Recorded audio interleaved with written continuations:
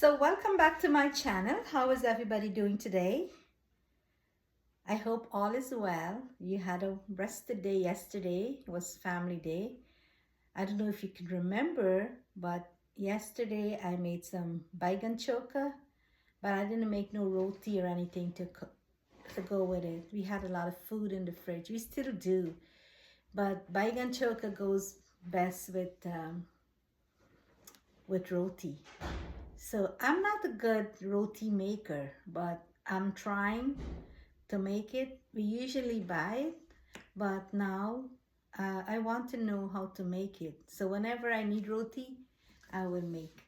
So my attempt at it, I made it a few times. Sometimes it's okay, sometimes it's not. So I'm hoping this time, but you know, they said practice make it perfect. So every time I make it, I will try to remember what I did and how I did it and what needs to adjust. So I have here in my bowl, my favorite bowl, 5 cups of flour. Some people don't like to put flavoring in their roti dough, but I like to put some salt and some sugar. So I will put like, this is a teaspoon. So I'll put a teaspoon of sugar in my flour. And I'll put like about a teaspoon of salt. So it's a teaspoon of salt.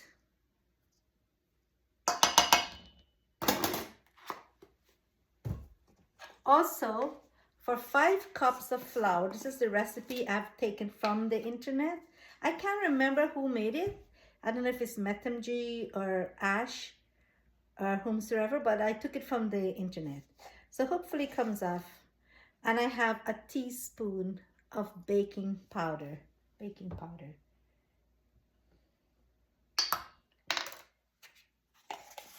Cover back my container, put it aside, and then I'm gonna mix it with my spatula.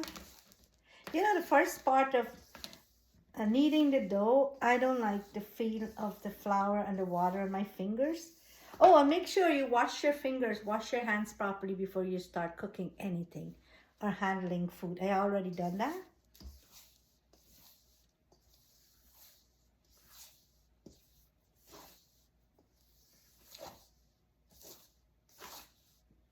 So I'm trying to incorporate the dry ingredients, the salt, the sugar, the baking powder into my flour.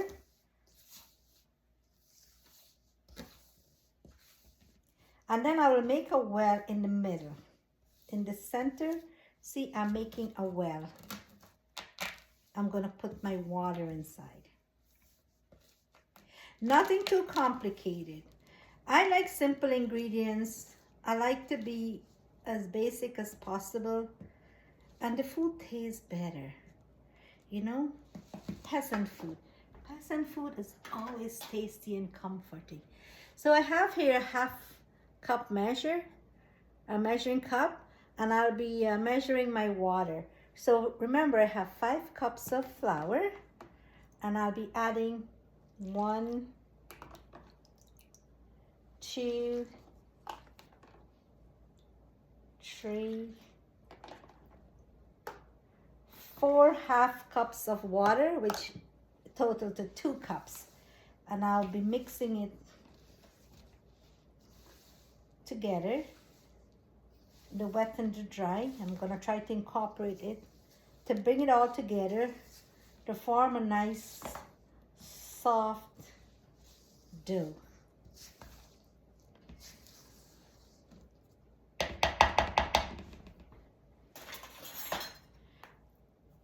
See, this is what I don't like. You see how it's sticking to the spatula? I don't like when it sticks to my finger.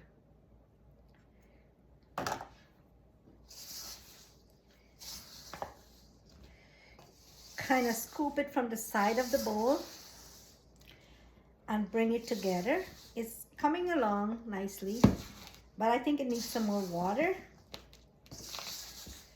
So I will add another 1/4 of a cup. Not half, half of the half, which is a 1/4. we take small increments because we don't want it to be too soft, and it's going to be more work for me to knead it and bring it to the right consistency. So the less you can do is better for you and for me.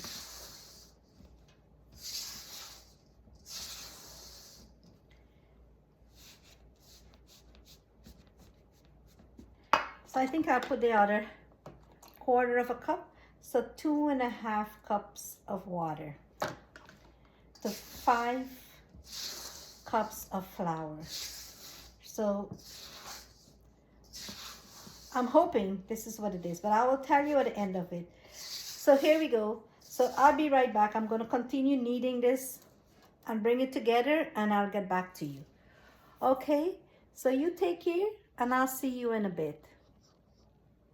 So you see, when you're kneading the flour, the dough, you use the heel of your hand and you push it into the dough. It's the same process or procedure of kneading the bread. So you have to work the gluten. So you bring it towards you and you push it away. You bring it towards you and then you push it away. You turn it around. You pull it towards you. And these are what's going to make the layers. So when you finish cooking the roti and you clap it, you will have the flakes, the different layers. So this is what is causing it. So yeah, I'll get back to you. Let me work some muscles here. Alrighty. Okay, so welcome back. I'm here. Look, this is my dough. It comes together nicely. It's nice, soft, and pliable. So I have to let it sit for a moment, maybe a half an hour or so, to allow the gluten to form. And so I will put it in a plastic container. I have a plastic container here. I'll put my dough in. It's airtight. So you know when the air goes in it, it will dry the flour up and make it crusty and hard. So we don't want that. So now I'm gonna let it sit and I'll be back. So we will have a part 2, but now we have to clean up, wash up all the dirty dishes. You know, this is the annoying part. When the flour gets stuck to your finger. You know, it's always best to have short nail when you do these kind of work. But I know a lot of people like long nail, whatever suits you best. But you know, when it's short, it's easy to clean. Nothing is getting caught under the nails. Yes, I will put my sugar, my salt, and my baking powder away to its respected address. So when I need it next time, I know where to find them.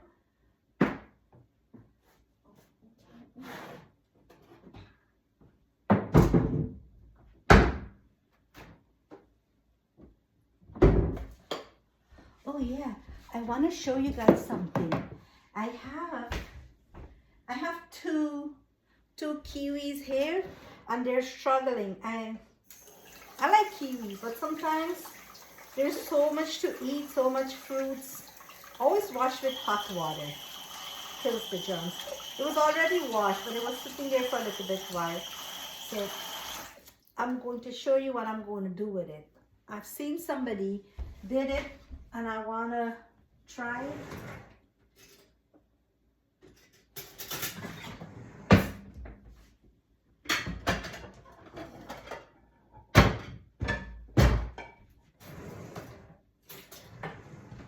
Yes, so I'll peel it. These are golden kiwis. You see, they're swingy. They were supposed to have been eaten a while ago, but this girl is so busy. There's so much to eat. I don't know what to eat. I have all these exotic fruits. And they're good for you. They're rich in vitamin C. Vitamin C is an essential vitamin which is important for cell repair. You know, it's good for our immunity. So we should all have our intake of vitamin C every day.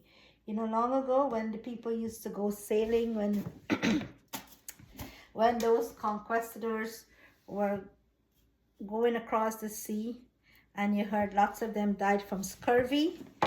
Scurvy is caused because there was a lack of vitamin C.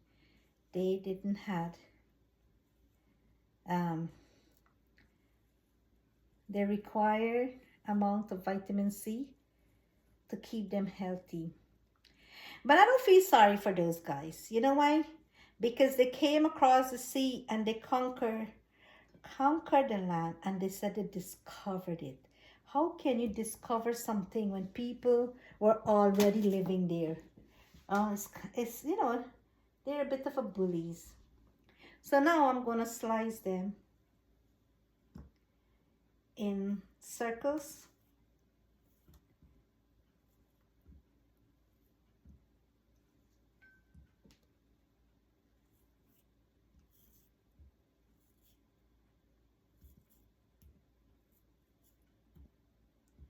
Okay, I will put a little bit of salt in it.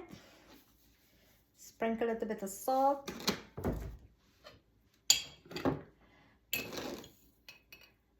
A little bit of chili flakes. See, chili flakes.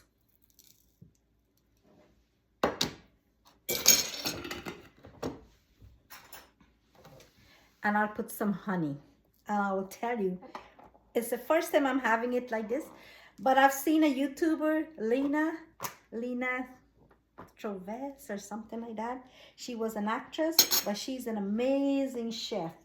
I've been watching her and I'm copying her some of her recipes, and I will bring them to you because I think I want to try them. I haven't tried any yet, but I'm looking at it and I'm admiring her. Oh my God, how do you open this, honey? Okay.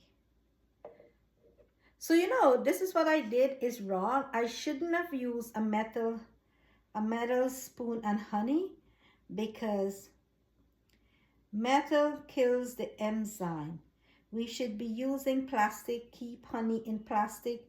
Heating honey too is not a good idea. But the heck, I already did it, so I'm gonna do it again.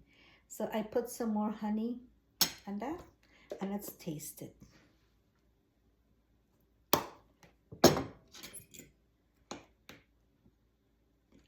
Let's see how it tastes.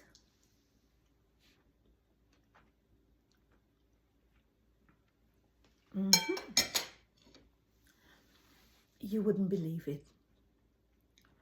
It's such an amazing flavor. It's just such an amplified flavor. You bring the kiwi to the next level. You should try it. I like it. I'm gonna go devour all of this now. Anyways, so there's going to be a part 2. When I come back, I will show you how I all the flour out and I cook it in the tower. And then I will do a taste test. So you take care. Looking forward to see you in part 2 of my roti making. Have a great day. Take care. Love you guys. Bye-bye.